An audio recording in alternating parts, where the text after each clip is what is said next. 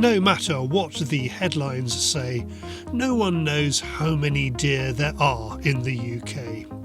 Because of that, reds in particular are now weaponised, used by governments and organisations as a tool to challenge deer managers and landowners. Got a bit of speed. It's like a Ferrari. However, there's new technology throwing light on the issue, and no one can deny the quality of the data. Wow. Nice buck that is. I think that's why we've found a big surge in this, is that the data's independent, unbiased, and it shows a minimum population present on that given bit of land. Okay. More on that in a moment. On the ground, there's deer management to get on with. Everything's in season, so it's not a problem. Paul has recently started offering a handful of deer move days to clients to ensure he gets the Chinese water deer to a sustainable level on his ground in Bedfordshire. There are some similarities with the driven hunt in Europe. It starts and stops with high seats and rifles. The deer are a trickle, not a torrent. Dogs are not permitted, so it's just a few of the guys walking through the estate. Okay, so I'm coming in. I normally come in from this way. Yeah. Right, so And push that through as well. Then we whip back to bottom jump. Completely unrelated to the move day, we arranged to meet drone operator Ben Harrower from BH Wildlife Consultancy, who is working in the area. The reason we say completely unrelated is because in the USA there's a big debate around the use of drones with deer. Some fear that hunters use the thermal technology to spot and then hunt deer. This eye in the sky is just for counting, not for hunting. Yeah, another busy day in the office. So we've got a deer move today, and not deer drive, a deer move.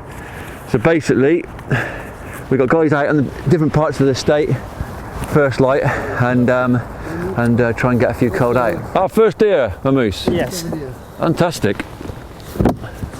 Pretty good. We've done a few last year.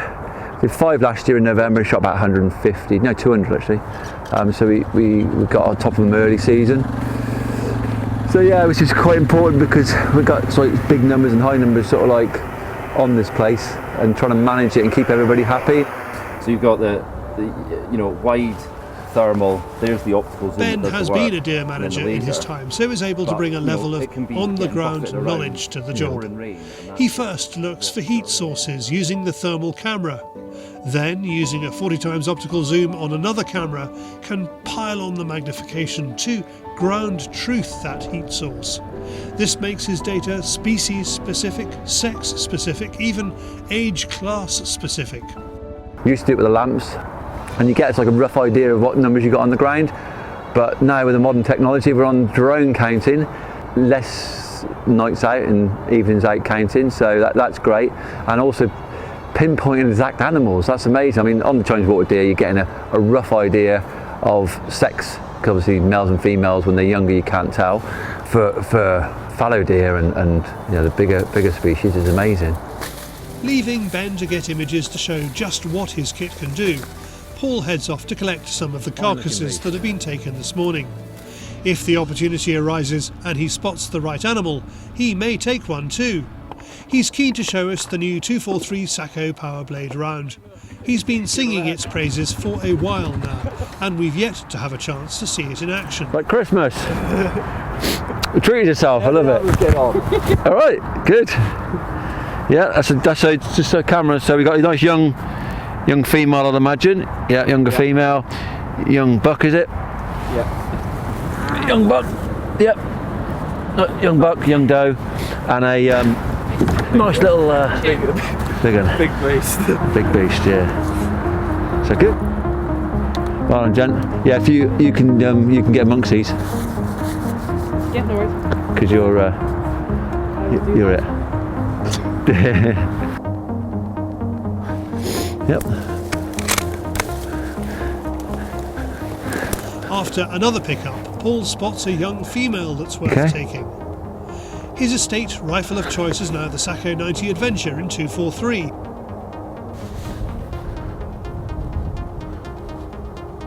Okay.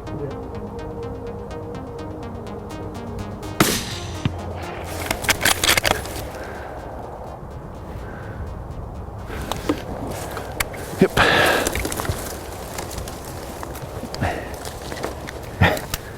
unorthodox rest. Good stuff. They're jumpy today. Yeah, it's quite funny because I don't know whether it's from animals learning from last year and the pressure of culling them, but this is our third cull day now, or move day, and they're going back in to cover a lot more. They're not deer lay out in the fields, not groups out in the fields. We've still got a large number of deer, but they've just not got the big groups, and so we're having to change our tactics a little bit. We're having to put people out in places and actually walk through the woods or walk through plantations, gain crops ourselves. So just trying to tickle them out gently so they just go back out and stand out in front of the guns where they are. So devise new ways to basically do the cull and get it done efficiently. Perfect. Young female. So I heard you talking to Faye earlier about there's rounds that you don't like for this job, but you've suddenly discovered a round that does work for this job. It's a big debate. Everyone loves discussing ammunition and rounds and what's good and what's not, and copper's been the highlight of topics for the last couple of years. So, people find what works for them and what they struggle with. And I've shot a lot of deer with clients, and I've shot a lot of deer myself, and the ones we seem to have problems with is the good old classic 100 grain soft nose 243. Just get deer run on a little bit further than you would with a ballistic tip, say, which is pretty obvious, but you get less meat damage, but so it's always weighing up things, what meat damage versus dropping on the spot, where you're shooting, what species you're shooting. I'm trying to get round again. All right, no. Let's talk about the new round that you like as opposed to that. Ding ding. Yeah, so the old Sacco Blade 80 grain 243. These were actually sent over with heads, as heads, and we got them loaded. So me and the guy down the road, he did a load development for them. He had to push them quite hot to get them deer legal, but they are fantastic. I mean, so far I've shot a lot of stuff with them. I've shot stuff in the neck with them, I've shot stuff in the heart with them, I shot fallow with them, I shot roe with them, Chinese and muntjac, and so far I'm really pleased. It's put my faith back in, and it might have saved the 243 in my mind, because obviously the 243 was a big in debate about going on to copper and getting it deer legal, but yeah, I'm chuffed. I'm using this a lot. For vermin shooting as well. So yeah. Comes in all the jobs. Before he heads off, Ben shows us some of the data he's gathered locally and nationally. All the deer species are represented by different colours. You've been busy, Ben. Yeah, this is the last 12 months of sort of UK coverage, so it's about 600,000 hectares we've done over the 6 species, all colour coordinated, so you can see the sort of themes. The fallow muntjac, mainly in the central south of England, row throughout, reds really featuring in the Highlands, Sika coming in, and then there's pockets of different species elsewhere, but yeah, that equates to about 60,000 deer from the last 12 months. Ben is independent and works for lots of different clients on both sides of the deer management debate. There is hope his work can increase the accuracy of deer population counting and reduce tensions. When we do areas of potential contention where people dispute or argue over numbers, we encourage those parties to come out while we're actually doing the survey so they can see it, see what coverage we've got. It really helps, because when that then goes to their next meeting and they've all got a map and they've all bought into the process, typically we found it diffuses a lot of tensions.